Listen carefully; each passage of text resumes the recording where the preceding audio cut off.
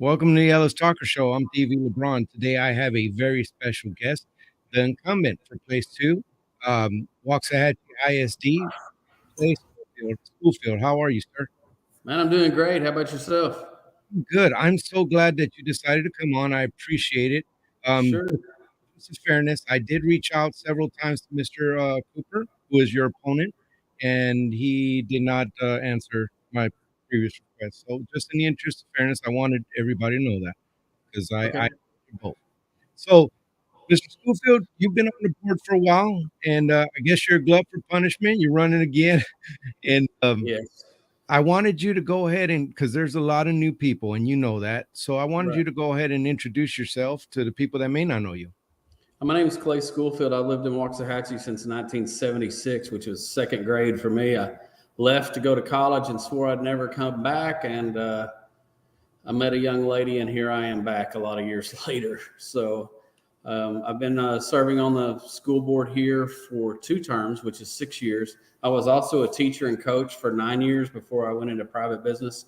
I'm an insurance agent, and my family are also ranchers. We ranch in 3 different counties. And I just want to see this place be a good place to live. And the only desire to serve is to make our community better. And it's and I tell every candidate that or everybody that comes on here, thank you for wanting to serve your community. It's not easy to put yourself up here for people to criticize and come up with things and rumors and stuff. So I wanted you to talk about, if you could, why exactly did you decide to go ahead and keep going in this? And after what is it? You've been here how many terms? You said? I'm Two sorry. terms. So, and they're Two three terms. years terms. So this is year 6. Year six. After year six, what makes you want to go again, sir?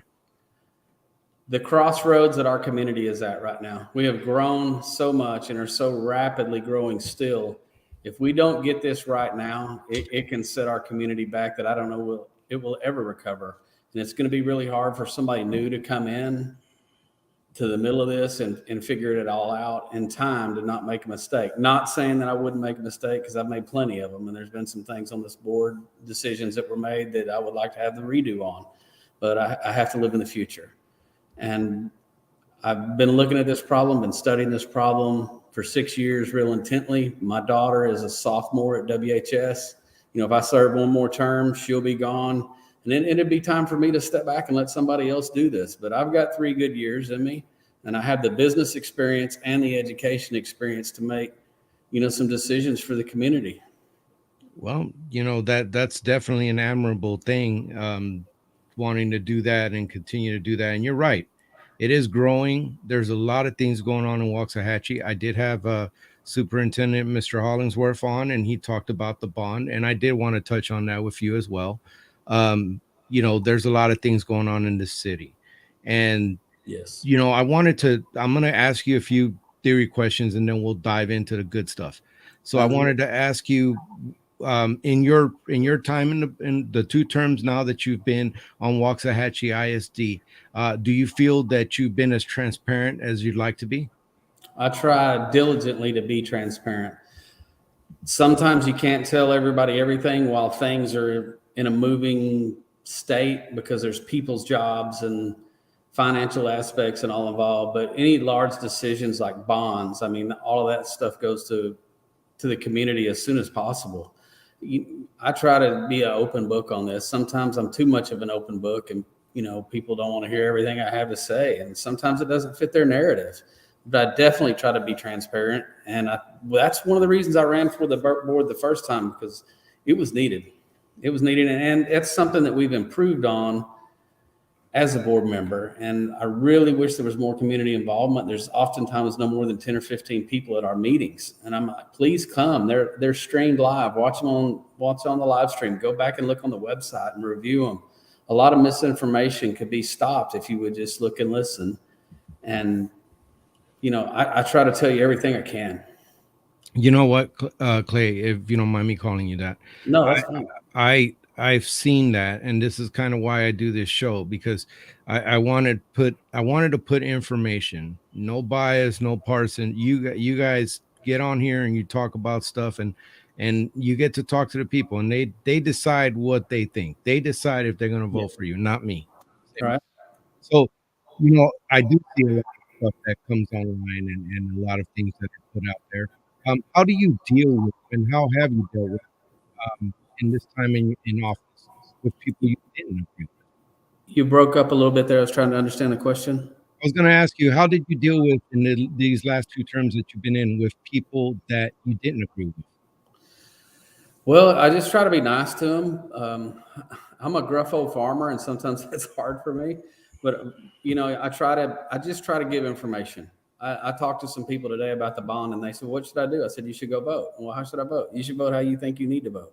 I'll give you information, and you can make a decision as to what you think's in your best interest, because that's what this deal's about. One of the things I like about this office is it really should be a nonpartisan office. I'm not going to tell you what my political affiliation is. I try to be really obscure, shall we say, on that while I've been on the board, and not comment much on other candidates and other races and things of that nature, because I truly think it's an opportunity to serve the community. And all I can really do is try to inform with the information that I have. And sometimes they tell me stuff I don't know, and I change my mind. And that's part of development, being able to shift when you get new information and kind of move around with that. So what is the thing that you're most proudest of in these last 2 terms that you've been a part of? I think in the concept of the board, I think we've become much more diligent in trying to make decisions for the future as opposed to being reactive, trying to be proactive.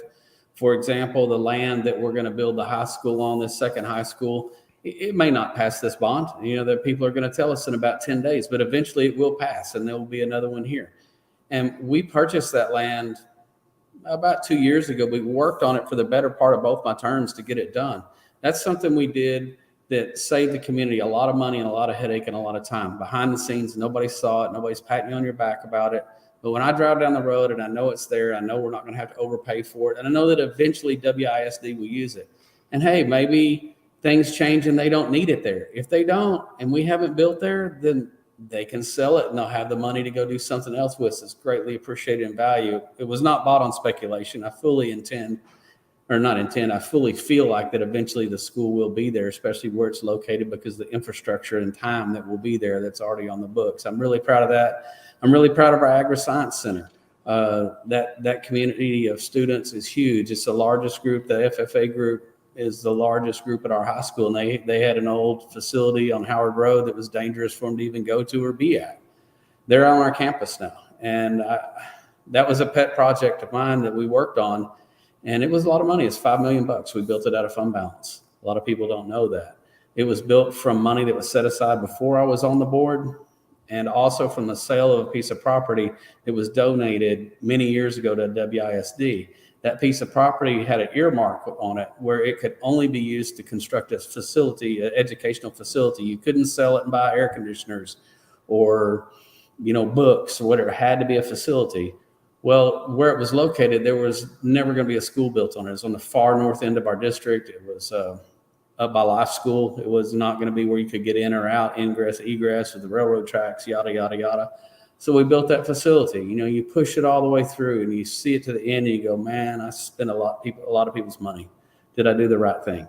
Well, when I walked into that building, the first year it was open, it was completely full, completely full. I knew a handful of kids and parents in there. I've lived here my whole life. That means the majority of people in there I didn't know, and it was full. And that's where I knew, hey man, you did do the right thing. And it's full. This is year 3. It's busting at the seams. And where would those kids be without it? And I just want to do things like that in our community that are used and worthwhile. That I didn't know anything about that. You're right, and that seems pretty cool to have that FFA there, doing it in one of the biggest, you said, in Ellis County. Yes, So it's one of the biggest in this country. It's actually the largest program in WHS. There are more kids in it than in football and band and anything. And a lot of those kids are crossed over. I mean, there's kids in there that are in football and in band and in drama and this and that, and they all meet in kind of that middle ground. I mean, there's male and female, all races, handicapped children. It covers the whole spectrum. wow. So speaking about money, because unfortunately that is part of it, um, you know, people are getting their tax appraisals, Yeah, I got mine. and I got mine Saturday, there's Sunday, been Sunday, Ye not Saturday. yeah. Oh, yeah, there was a whole lot of posting after church. There Yes, was a lot of posting about these tax bills. I got mine, a lot of people got theirs, and there was a lot of grumbling, as always during when that happens every year. yes. And, the biggest taxing entity, for those that don't know, School in district. is the school district. Yes, So, uh, Clay, you've been part of this for 2 terms. yes. Do you think that you've been how do you feel about taxes, and do you think you've been a good steward to the people's money? I've diligently tried to be a good steward of their money, and I'm mad about taxes. And I'm going to say this with no filter, guys. I mean, I was sitting in bed last night watching Channel 4 News before I went to bed. Our state government is running record surpluses right now in the billions of dollars, billions. And this is not the first year. Our funding mechanism for the school district is regulated by law. We can't save enough money to build schools. We don't get that much money. It is impossible. If we started saving money now, we never make it. About 85%, 80 to 85% of our money goes directly out to salaries. The vast majority of that to teachers who are in the rooms every day with kids. We try to give them as much money as we can. The legislature, to me, is very frustrating. They put this school district and many others across the state in a very precarious situation because they tie our hands on funding. The only way we can build buildings like we need with this great influx of students is through a bonding mechanism. Would I like something without debt? You're darn right. I drive an old beat up truck, 260,000 miles on it. I'm not into spending money. I'm not dressed up today. I don't wear fancy clothes. I'm not going to wow you with, oh, what a cool suit. To me, it's a waste of dollars for my occupation. With the school district is I don't like having the bond, but where am I going to put these kids? I don't want to put your kids in a portable building. One, because I'm wasting your money. You might as well go out on the front porch and sit down with a cigarette lighter and burn it. It's going to be gone. I don't want to incur the debt, but it is what it is. The people are here. The people are coming. Eventually, the growth will catch up with us, and we won't have to do this anymore. But for a while, you're going to see it. And hopefully we are wise stewards of that and we can keep these rates as low as we can. And if we really, really, really want to fix it, those guys in Austin can fix it. They could fix it now and we wouldn't have this issue. If the tax dollars that were raised here in Waxahachie Independent School District stayed here and the state didn't haul them to Austin, we could pass this bond and your taxes wouldn't go up at all. Probably could make them even go down. There's some serious structural issues, and I've talked with different candidates around the county about this. I mean, there is, like, one of the things is, if you get certain amount of money and you get extra money, the state gives you less money. That is 100% correct. That's what's going on here. So even if you want to try to catch up, that could be difficult if you're getting your legs cut out, and but you have to budget, and you're in the middle of budget negotiations probably right now. We haven't quite started next year's yet, but it's coming soon. We've started talking about some, but we're really not on the nuts and bolts of it yet, but it's coming. It's coming. And guys, you can be part of that. They these things Open are open meetings. Come on. open meetings. Be there and check it out. But you see, you got to plan a year ahead, and Yes. these things could be in flux. So I could imagine the finance guys have a good time. And when we try to be real conservative on it, we try to be under budget. We don't want to get to the end of the year and go, oh man, we can't do this in May because we didn't, foresee this train coming around the bend. Our Ryan Calden, our finance guy, I give a lot of credit to. He does a good job with keeping us in line. And I try really hard to watch that. For those of you don't know, even though I used to be a school teacher, I'm now a small business person. I'm an insurance agency, and you also are a rancher. I deal with a lot of dollars, and my books have to balance every month. And so I get it. I get it. Yeah. And there's some things that were talked about, and I'm not sure if the school district did. I think MISD does it. They have an exemption on the taxes. They have a little exemption that they give everybody.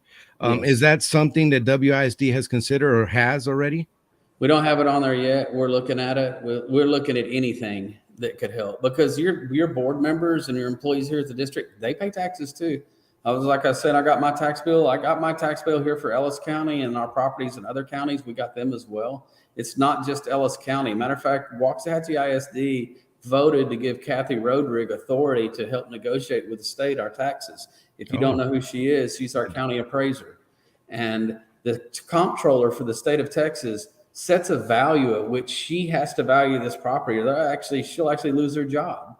And that's how they're driving these high rates of value. And, in theory, a lot of the values are correct. Let's be honest. You get that deal and you go, if you're going to sell your house today, would you take this amount of money? It's a lot of money, but yeah, in today's market, that's what it's worth. And it would be cool if they did that like that, because for years they were undervalued. Or would you sell it for what it's on the tax roll for? Oh, absolutely not. It's worth way more.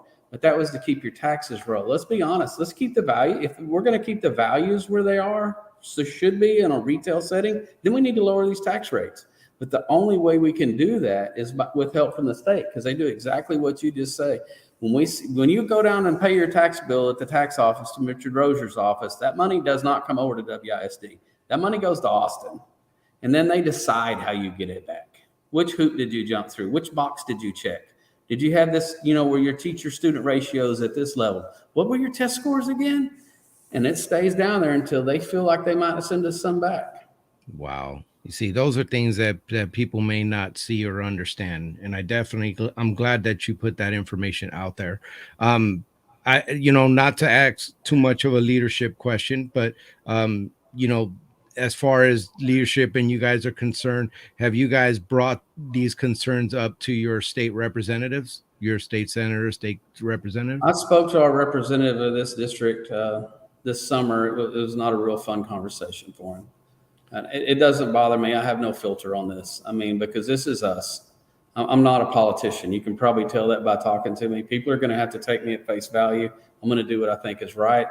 If I'm wrong, please call me out. I'll change my mind. But I don't really care if I get elected to the state senate or if I get to go to Washington or what kind of perks I get. Being on the school board costs me money. It takes away from my family. It takes away from my net income. All the signs that you see, I don't take donations. They're all mine. I pay for all of them. I don't want to feel like I owe anybody anything. But when you get to some county level and for sure state and federal level, hey, bottom line, I don't trust any of them. Republican, Democrat, it is what it is. The situation that we're in the country, this country has a lot that falls on the shoulder of our politicians who have looked out for their best interests as opposed to ours. That is, I'm just sad you haven't been here before. Yeah, that is true. There are politicians that they live on the strife. Yes. You against you, and that keeping the ants angry at each other 100%. really gives you power. Yes. And they figured that out, so they kind of live on that. But they do what they do. So as far as the budget in the last two terms, when you've had the budget come up to you, has there been things that you didn't like, that Yes. you've brought forward and said, hey, we can't do this right now? Can you kind of speak on that? Yeah, we have. There's been a lot of things that we've had to think creatively about, maybe things that we wish we could do, but we didn't or couldn't. How much?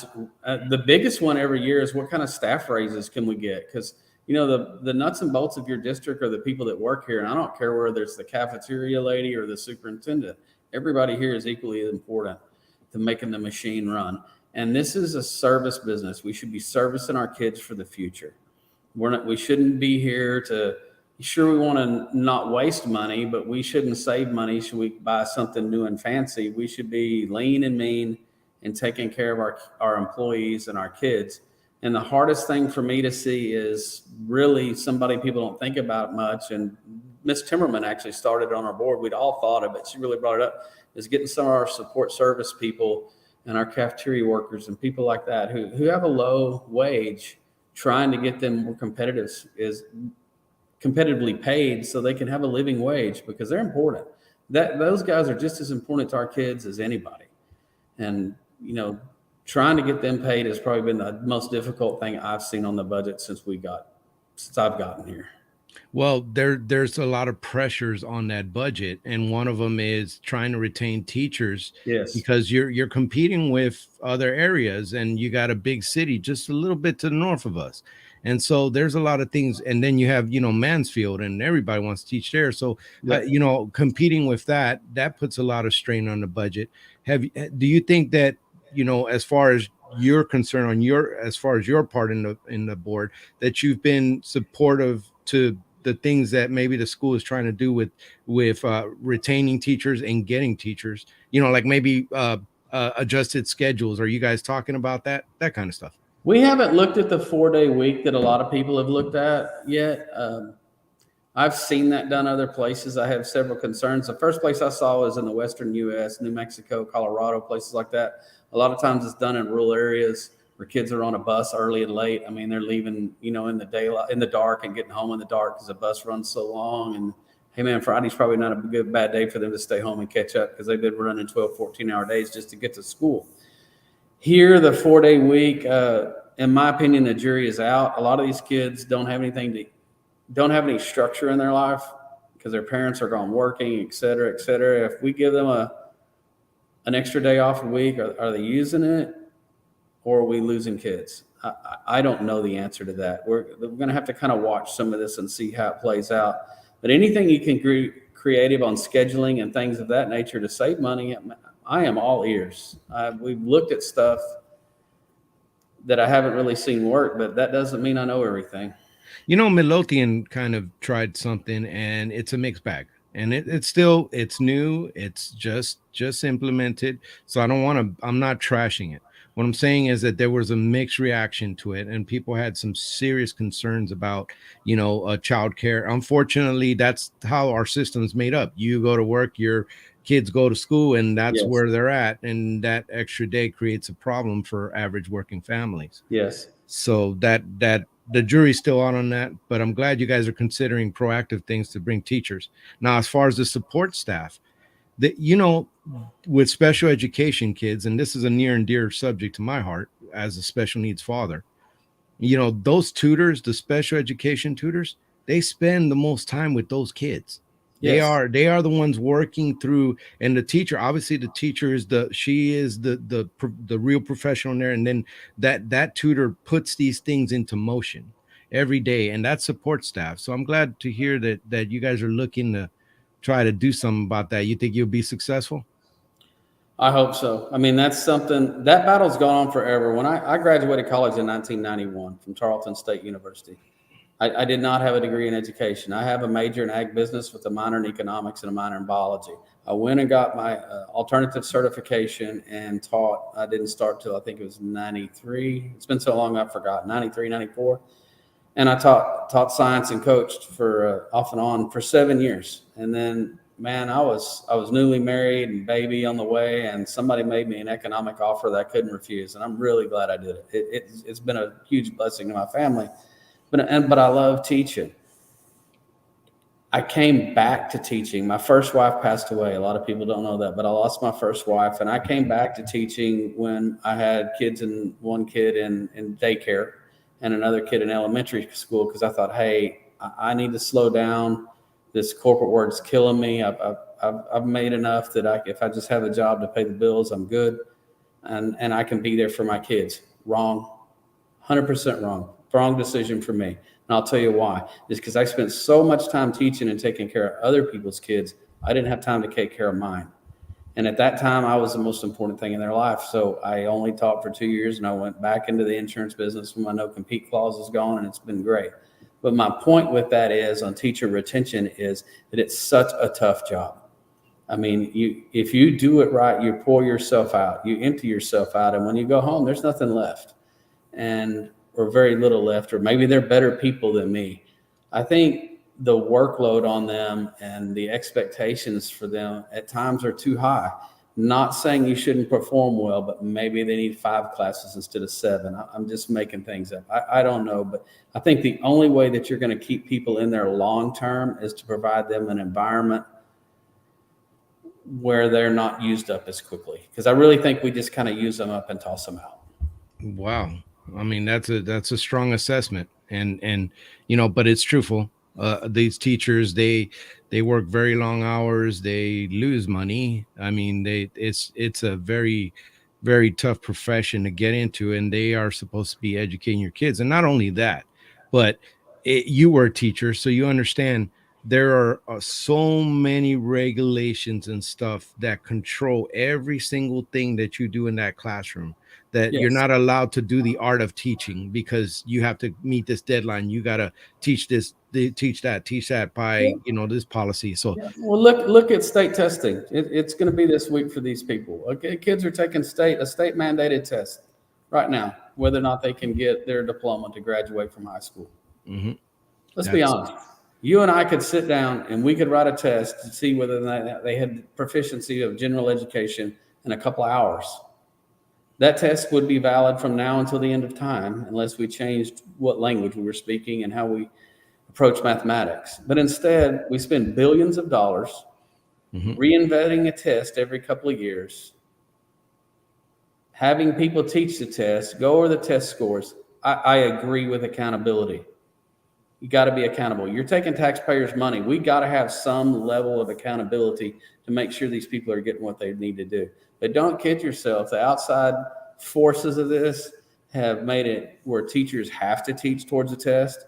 It's done that to districts because they're forced to jump through these hoops so they can get the funding, so they can turn the lights on, so they can pay that teacher that we're trying to teach, or pay that teacher to be here to teach your kids. Excuse me, I get stumbled sometimes. it's okay. And it's really frustrating because there's no need for it.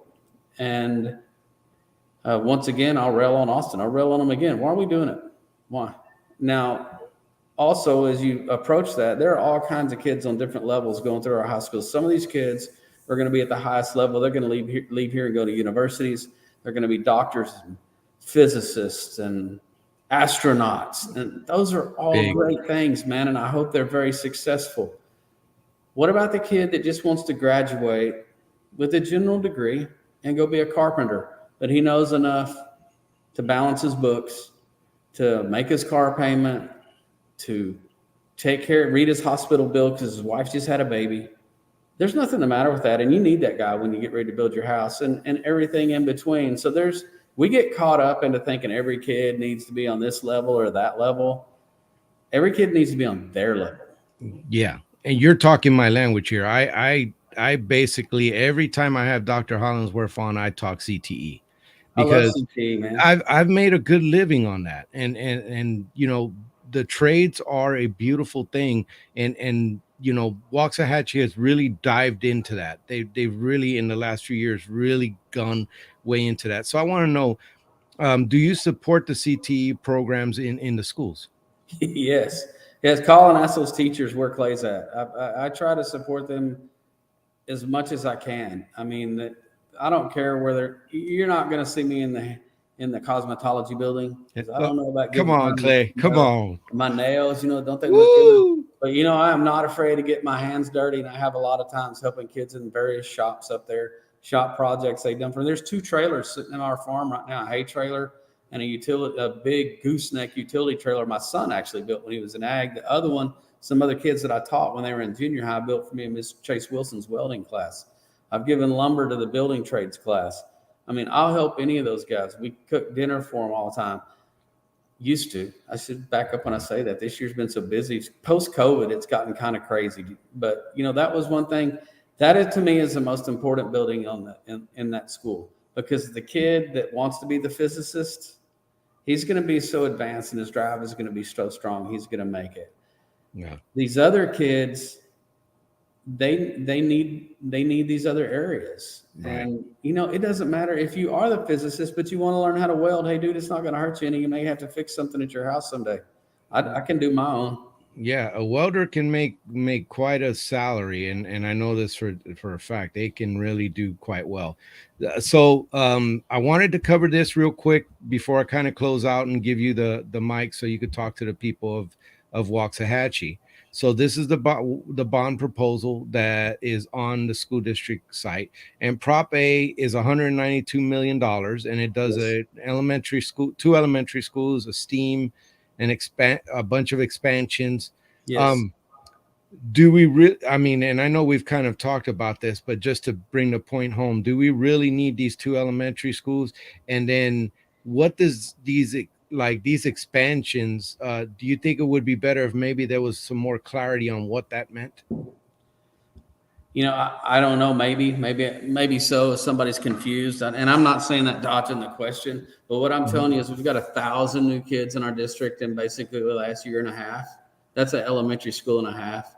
We built the Simpson Elementary, excuse me, about 2 years ago. It's been open. It's already full. We're having to put 2 portable buildings there. The price tag on Simpson Elementary was in the low $20 million range when we built it.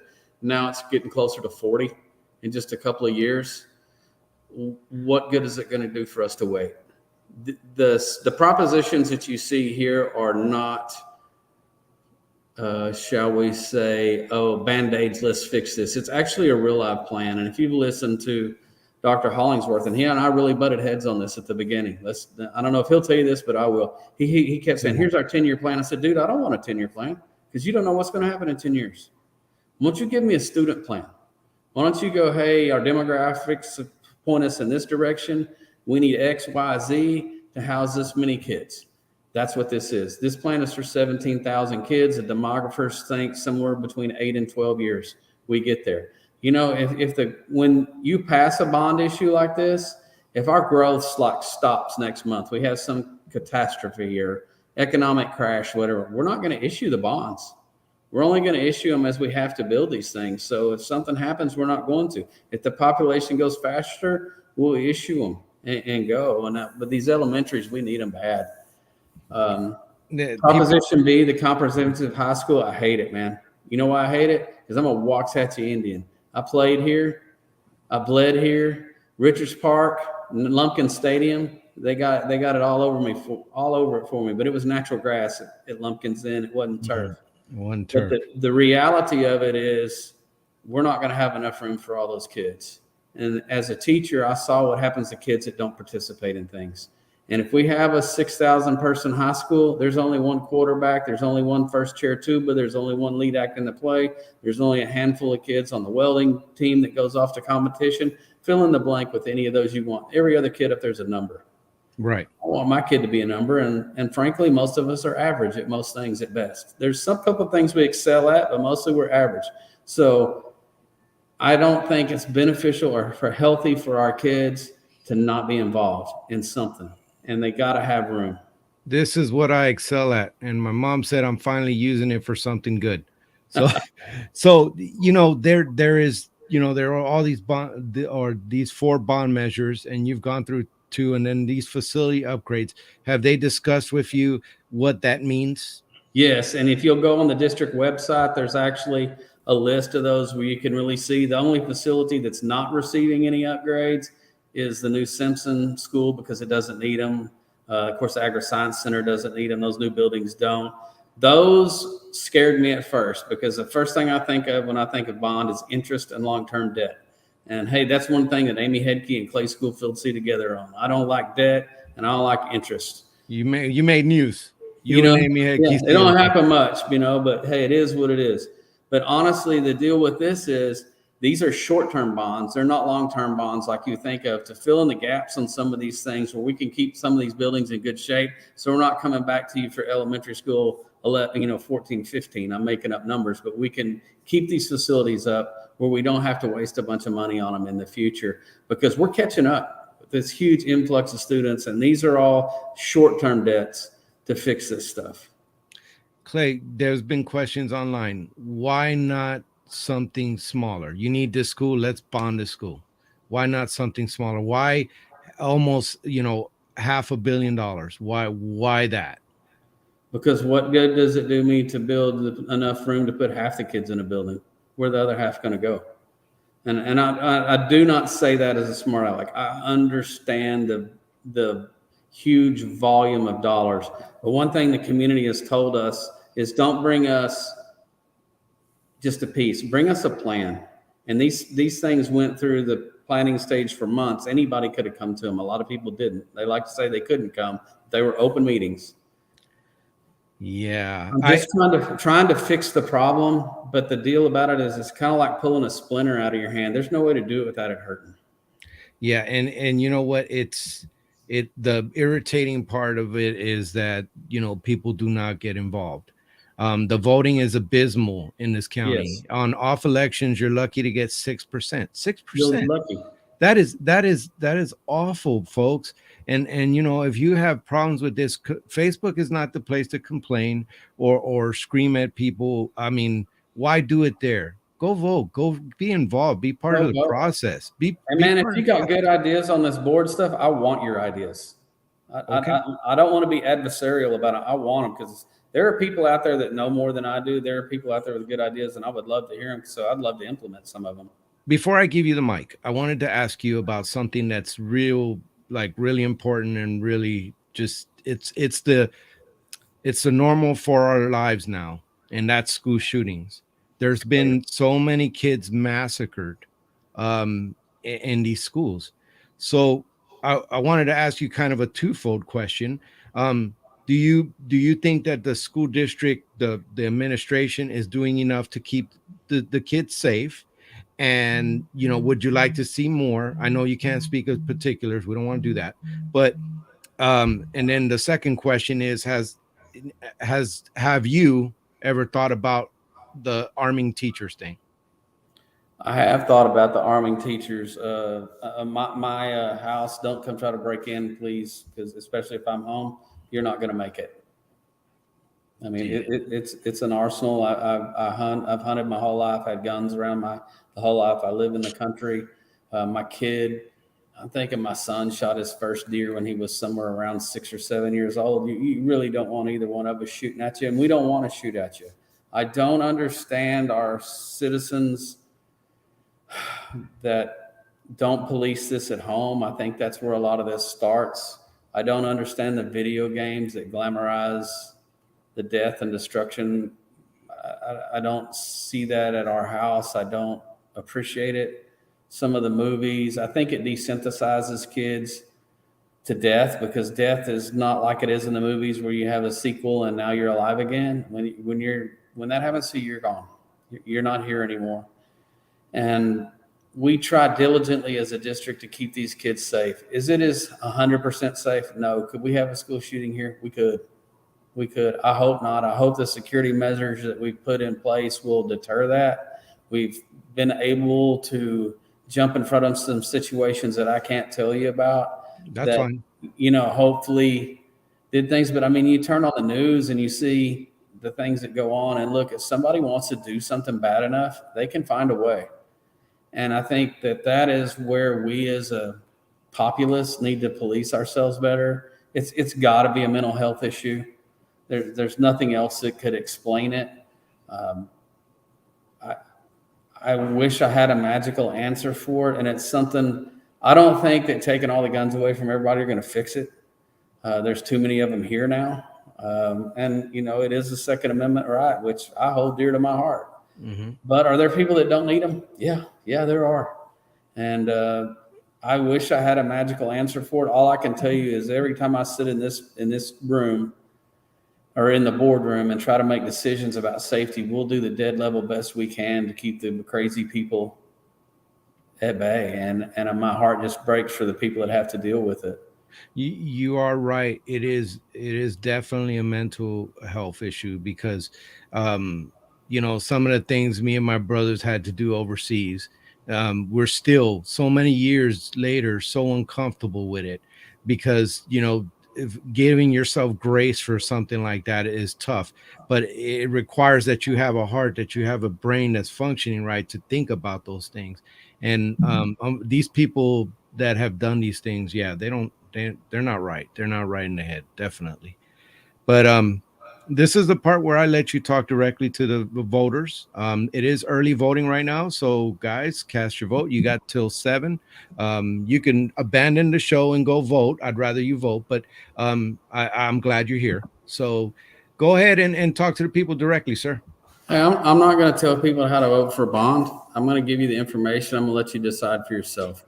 You need to do what you think is right. I voted for him today. If you don't and you don't think that's what we need to do, that is your right. There have been bonds that I did not vote for, even as I'm trying to think if I've been on the board or not. There was one, I think, a piece of one that I didn't agree with that I did not vote for. Um, It's your right and it's your privilege. Your vote counts as much as I do. My job as a board member is to give you well thought out options, try to do the best job I can and not waste your dollars, and hopefully move our community forward. As far as candidates who you vote for, hey man, I ain't gonna lie, I hope you vote for me. Please go vote for Clay. But if you don't want to vote for Clay, go vote. If you don't vote, you really don't have a room to complain. And it is a right and privilege given us by men whose blood ran down the street. Yeah. And if you take that lightly, there's you have a problem. Go vote. Yeah, I've lost friends and brothers, and then people who I recently lost a friend who died of cancer from chemicals and stuff that he was exposed to. Lived through war, come home and die from cancer eating you up. It That's all. happens. That's all for you to vote, guys. So get out there and vote. Clay, you know what? It was a real pleasure having you on the show. I really liked the conversation that we had and that you were able to talk to the people of Waxahachie and the parents and speak on these issues. I do appreciate you, sir. Thank you for the time, and I appreciate the opportunity to serve our community. Like I said, I mess up sometimes, but I really do try to do the right thing. And that is what matters. You take care. I'll see you after the show.